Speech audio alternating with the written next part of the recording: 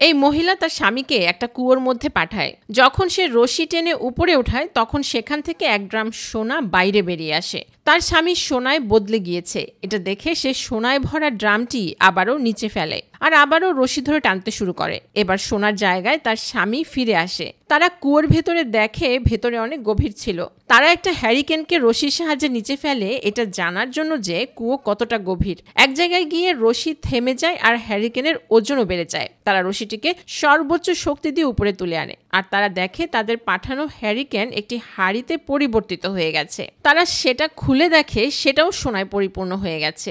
এটা দেখে তারা তো খুব খুশি হয়ে যায়। তারা এবার তাদের জমানো সমস্ত টাকা দিয়ে হ্যারিকেন কেনার কথা ভাবে। এই দুজন মহিলা হ্যারিকেনের ভেতর একটা পশুর চামড়া দেখতে পায় যেখানে লেখা ছিল, তোমাদের যা কিছু আছে তা আমার কাছে নিচে পাঠাও। সে তার একটা মুরগিকে নিচে ফেলে দেয়। তারা আবারও রশি ধরে টানতে শুরু করে আর এবারও মুরগি সোনায় পরিবর্তিত হয়ে গিয়েছিল। এরপর তারা একটা ড্রামে অনেকগুলো হ্যারিকেন রেখে সেটা নিচে পাঠায়। এরপর যখন রশি টেনে উঠায় তখন দেখে হ্যারিকেন এবার সোনায় পরিবর্তিত হয়নি আর যা দেখে লোকটা রেগে যায়।